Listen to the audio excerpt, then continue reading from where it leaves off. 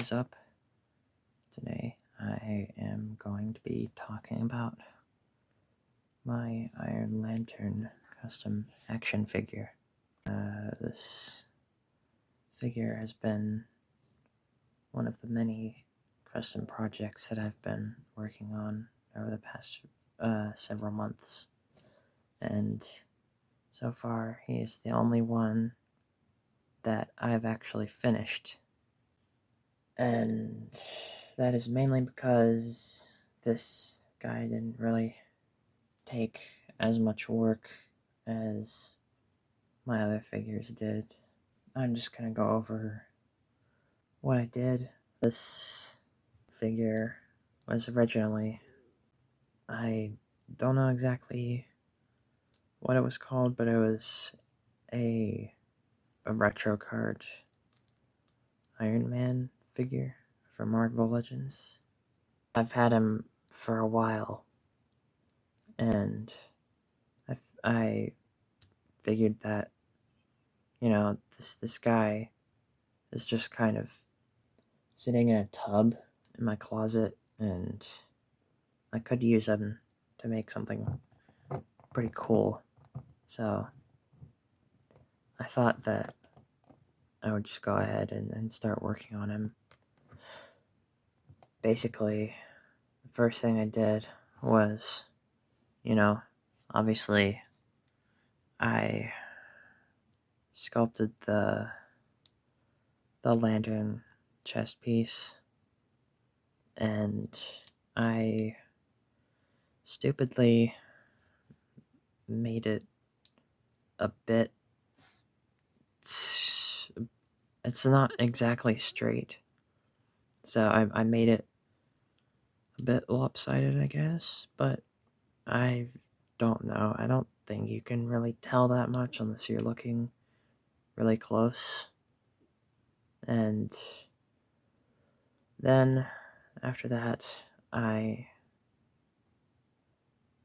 had to fill in these shoulder areas with sculpt because I lost the original shoulder pads that came with this dude, and frankly I don't think I would want to work on this dude with those shoulder pads, because I think that would just be a nightmare with trying to paint them and everything.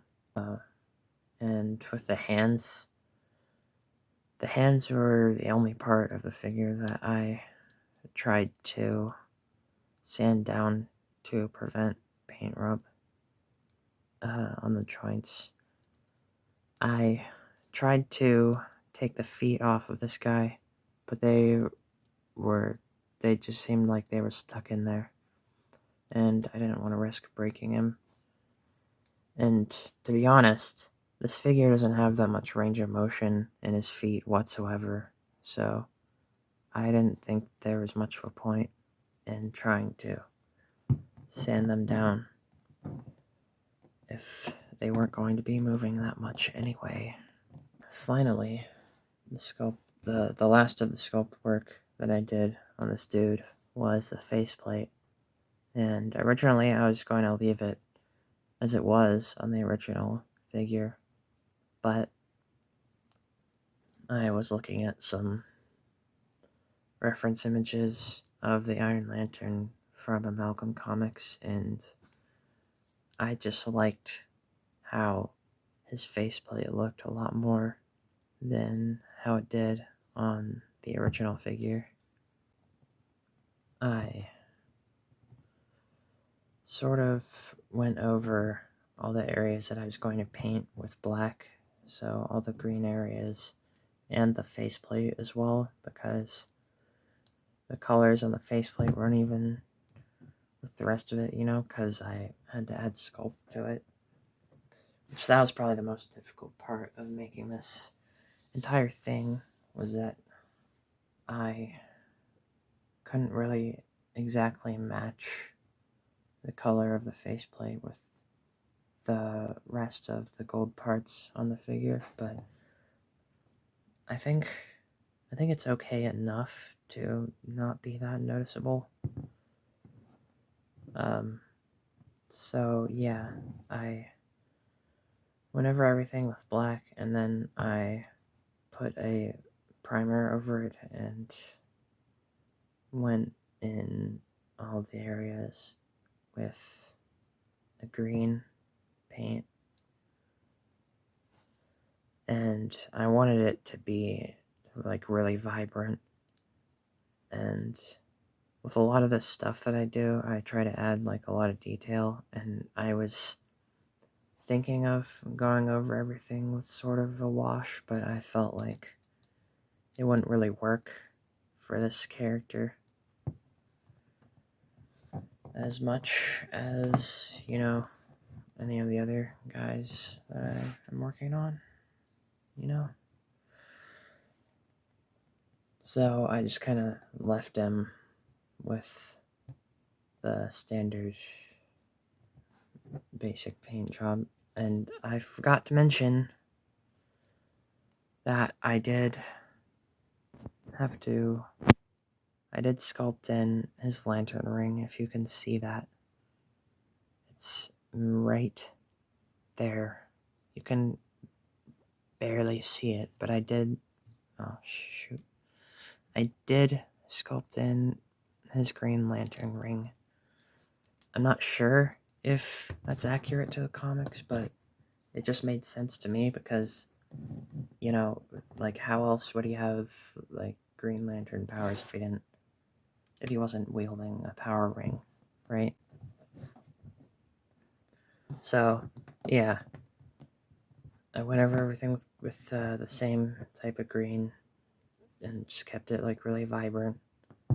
And with the faceplate, it was really difficult. I had to keep scrubbing off all the paint and, like, sanding it off just over and over again because it just didn't look right. And I used a bunch of different paint combinations, and I finally settled on, like, sort of a light orange color for it because I felt that it matched the most. I mean, if you look at it really closely, you can tell that it's a little bit different than the other paint, but I felt that it was the closest that I could get. But I'm pretty happy with it, how it turned out. So, this guy, despite, I think, being released, like, just a few years ago, has the same type of articulation as, a figure that was released, like, 15 years ago. So, I don't know. If you know the articulation on this figure, just don't bother watching this part. But I felt like I should go over it anyway. So, yeah, he doesn't really look up that far because his head is just on this little ball here. It's not a double one, it's just the singular one, so he doesn't get, like, barely any range of motion out of it. He can't move his head down at all, which kind of sucks. That's another one of the reasons why I wanted to customize this, is because alone this figure is kind of useless, and I figured that I could at least make him into, like, a showpiece, like put him on a shelf or something. Because he can't really move that much at all. But,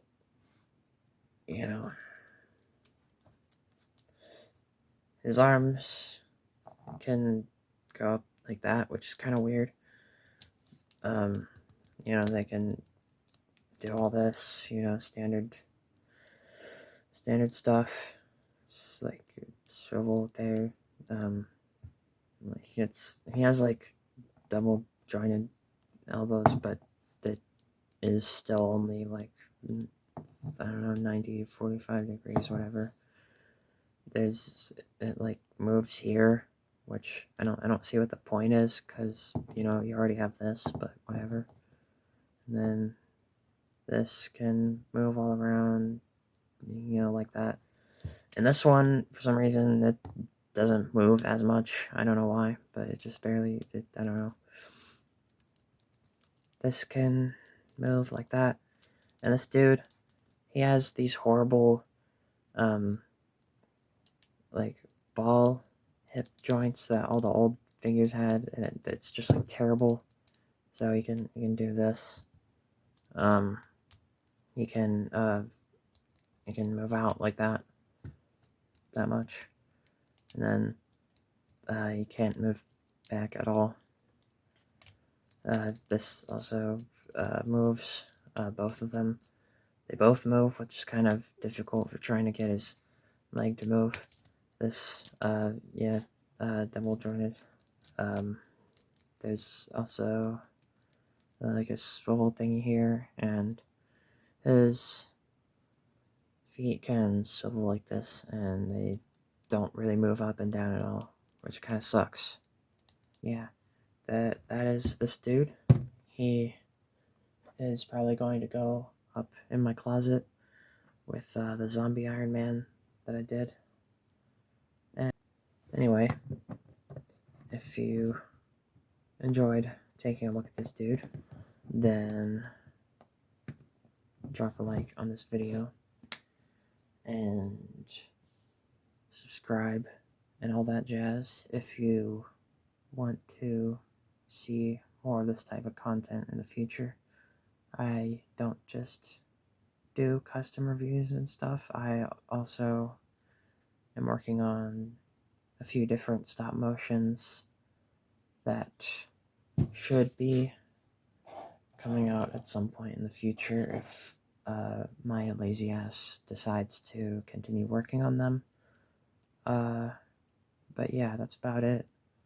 So I'll see you later.